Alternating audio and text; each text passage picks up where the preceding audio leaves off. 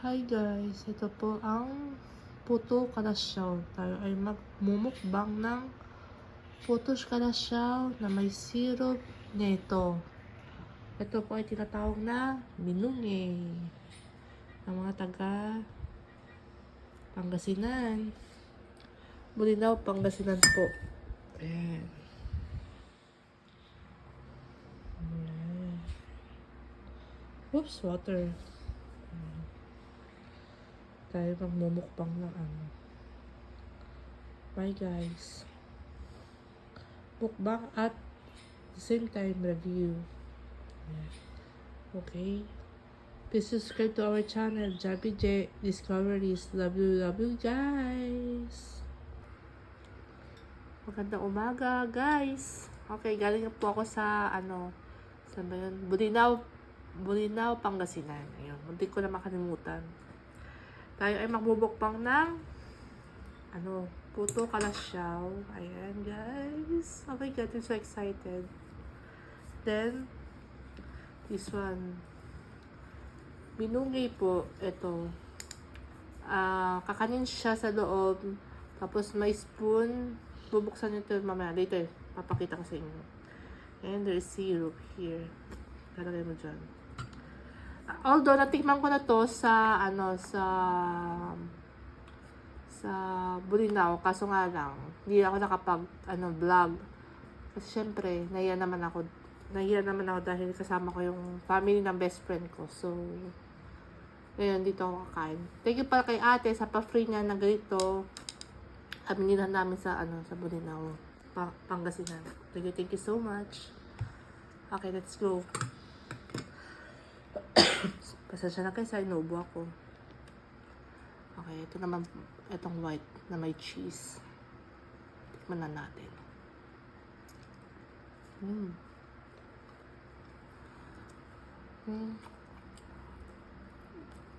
Sarap. Sarap.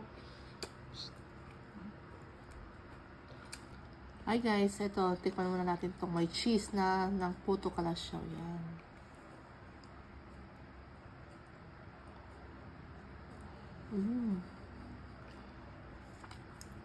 Masarap. Matamis. Yung cheese. Yung cheese, okay lang. Medyo nalalasahan naman siya. Pero in all, masarap siya. Naghahalong matamis na maalat kasi may cheese siya masarap. Ito, walang cheese naman. Kainin natin.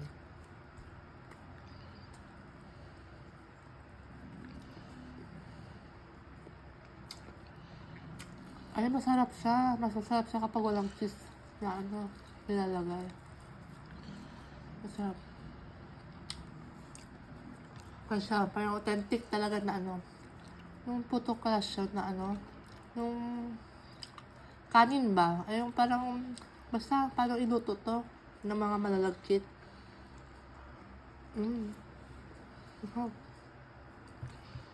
Masarap na pa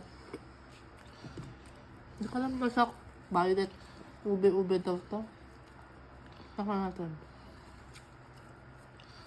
Just fresh water.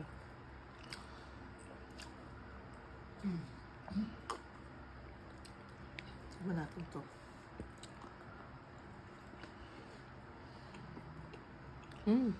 Sarap.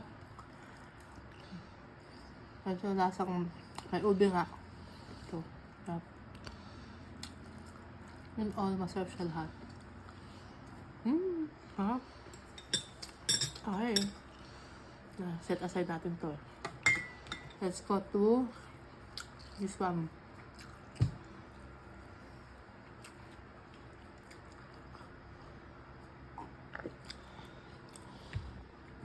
Ito naman. Ito minungi, paano kainin is, tatanggalin mo muna ito. Yan. Itong naka-cover sa kanya. So, niyata to ng minungi to or saging. I don't know. Ayan. Sinan mo siya. Ayan.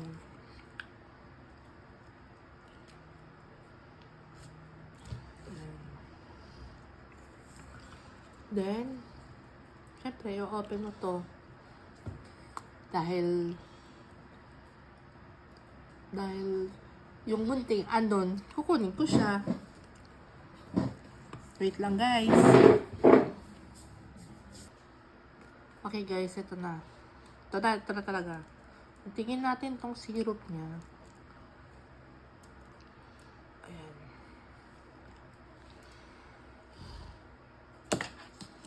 Then, itong syrup ilalagay mo dito. Ayan. Depende sa iyo. Ako sa konti muna. Itong kawayan na to, parang kutsara niya. Ano? Ayan. Ayan. Tapos ganyan siya, kakainin mo siya. Ayan. Ayan, masarap siya.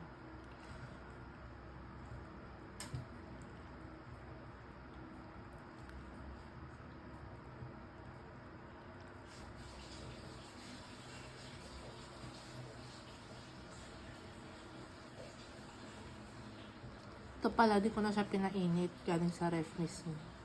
Tikman natin siya kung anong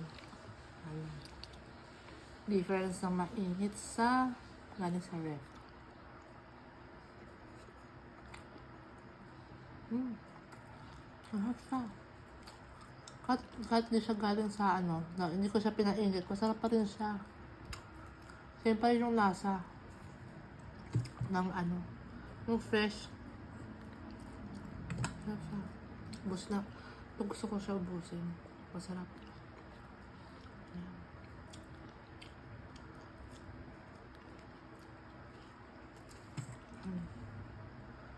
Ayun, masarap.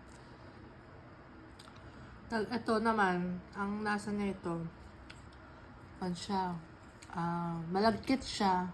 Itong malagkit na yan, may siya, maalat. Medyo maalat siya. Naghahalong maalat at matamis. Masarap, promise. Ayan o. Tapos sudukutin mo siya.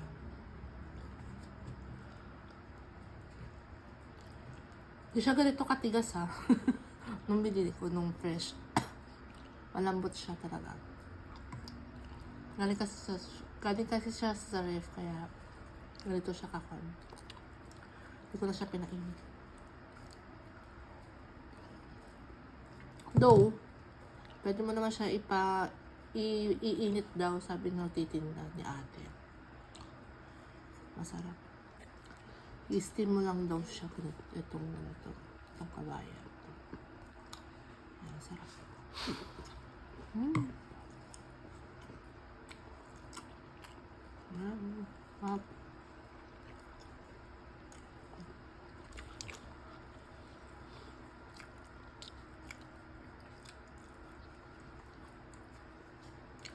Kutsara na.